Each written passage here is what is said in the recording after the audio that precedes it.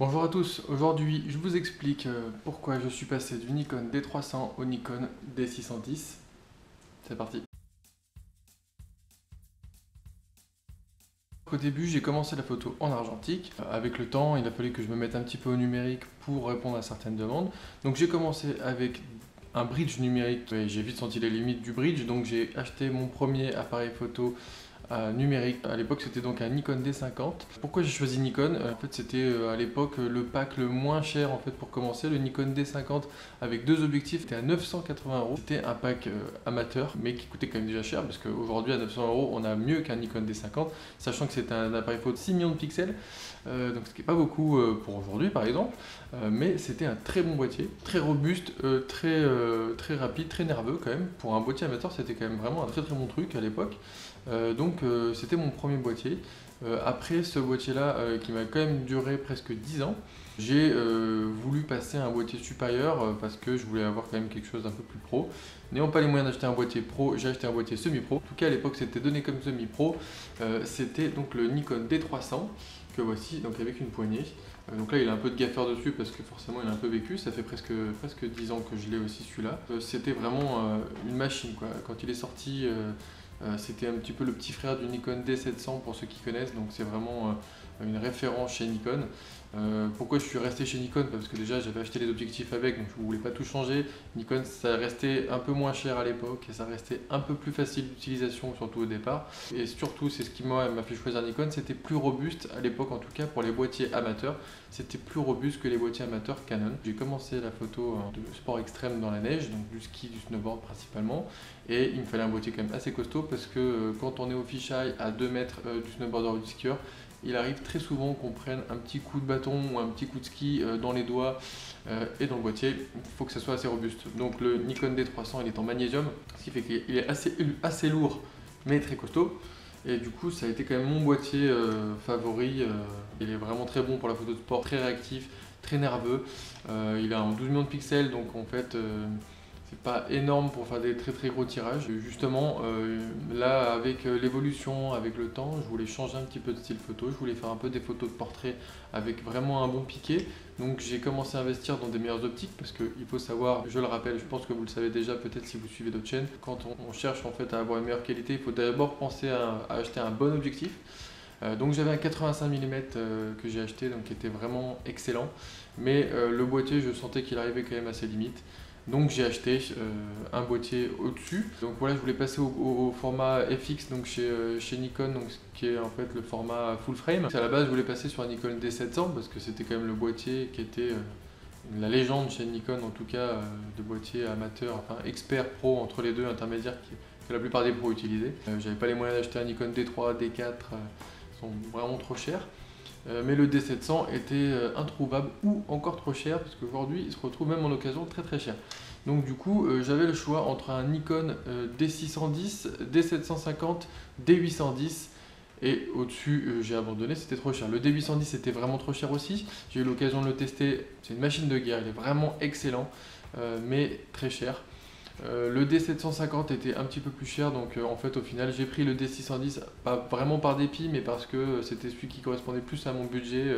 Si c'était à refaire, c'est sûr que j'attendrais peut-être pour prendre le D750, mais le D610 est quand même plutôt pas mal. Donc voilà, le D610, à peu près la même taille que le D300, à peu près. Ils sont quand même relativement proches au niveau de la taille, par contre il a un plus grand écran, le D610. Voilà, ce qui par contre moi m'a un petit peu déçu, c'est au niveau de la molette des réglages, ça fait vraiment amateur alors que le D300 c'était le trèfle, donc beaucoup plus rapide, beaucoup plus pro, même au niveau de la construction le D300 est quand même meilleur. Alors pourquoi j'ai choisi le D610 plutôt que le D750? Le D750 il y avait des petits gadgets en plus comme la Wi-Fi intégrée, comme l'écran qui s'oriente derrière, mais il est quand même mieux, faut pas se leurrer. Après c'était pas dans mon budget, il était quand même 5 ou 600 € plus cher, ce qui est 500-600 € c'est déjà pas mal, on peut acheter une bonne optique avec ça. Donc j'ai pris celui qui correspondait à mon budget. J'ai pris le D610 parce que le D600 avait des problèmes de poussière à l'époque, donc il y avait trop de retours, je voulais pas risquer de prendre un boîtier défectueux. Pour pallier au fait qu'il n'y ait pas la Wi-Fi intégrée, j'ai acheté un petit accessoire, donc c'est cette petite chose qui s'appelle donc le Nikon WU1B.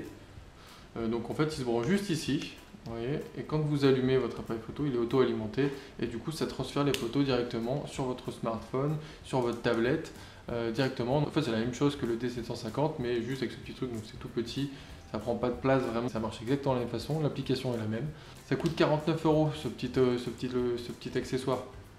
Donc on est quand même loin des 500 € d'écart entre le prix du D610 et le D750. Ce qui m'a un petit peu déçu aussi sur le D610, c'est au niveau des collimateurs à l'intérieur. Les points en fait à l'intérieur du viseur, quand vous faites la mise au point, donc c'est vraiment centré. Alors que sur le D300, en fait, c'était vraiment beaucoup plus large, on pouvait faire la mise au point sur un côté plus large. Donc là, ça nécessite de faire la mise au point, décaler à chaque fois en fait.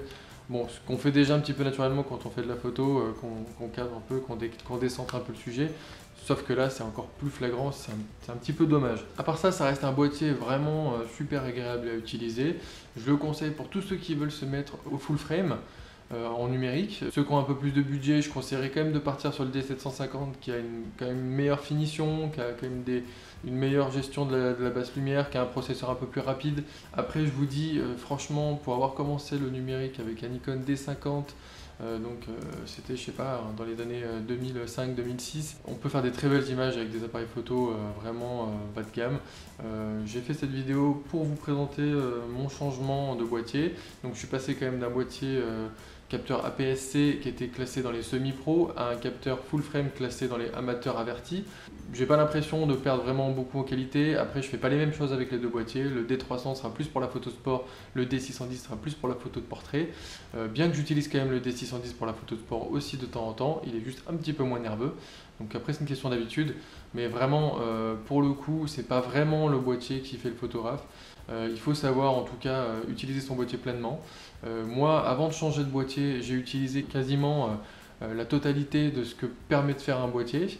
Je ne change pas de boîtier comme ça tous les 2 ans. Voilà, quasiment, généralement, j'attends 10 ans avant de changer de boîtier presque. Un boîtier amateur, expert ou semi-pro, c'est quand même très suffisant, même si on fait de la photo en professionnel. Il y a quand même beaucoup de professionnels qui utilisent le Nikon D750 ou le Nikon D700 encore aujourd'hui. C'est souvent un appareil photo backup, mais il y a quand même beaucoup de photographes qui utilisent ces appareils photo là. C'est pas parce qu'on est photographe professionnel qu'on est obligé d'avoir un appareil photo professionnel comme un Nikon D5, un Nikon D4, un Nikon D810. On n'est pas obligé d'utiliser ça, c'est vraiment par rapport à ce qu'on cherche, vraiment par rapport à nos attentes. Moi, c'est mon travail. J'utilise pas forcément un appareil photo très très haut de gamme, mais après, j'utilise un appareil photo qui correspond à mon travail, qui correspond à ma vision. Je vous conseille de faire de même. Ne suivez pas les autres par rapport au modèle d'appareil photo qu'ils ont, parce qu'ils ont dit que c'était les meilleurs, c'était le top du top. Oui, un appareil photo très haut de gamme, c'est le top du top. Après, il faut voir par rapport à votre utilisation, par rapport à vos capacités, vous aussi. Parce que faut savoir que la plupart des photographes n'utilisent pas plus de 70% des capacités de leur appareil photo, et encore je suis large parce qu'il y en a certains qui n'utilisent même pas la moitié. Déjà, essayez de fouiner tout ce que permet votre boîtier, tout ce que permet de faire votre appareil photo. Privilégiez aussi les bons objectifs. Plus vous avez un objectif de qualité, plus vous allez garder votre boîtier longtemps, parce qu'un boîtier au final, malgré le fait que ce soit un semi-pro par exemple, ça reste un très bon boîtier. Si vous avez une très très bonne optique dessus, vous allez voir que vous n'allez pas avoir la nécessité de changer d'appareil photo. Moi je privilégie généralement, et c'est ce que je conseille, acheter plutôt une bonne optique, gardez votre appareil photo le maximum de temps parce que vous allez pouvoir faire des très belles photos avec. Merci beaucoup d'avoir suivi cette vidéo. N'hésitez pas à laisser un pouce bleu si elle vous a plu, lâchez un commentaire, partagez la vidéo, ça aide à faire connaître un peu la chaîne. Abonnez-vous et à bientôt.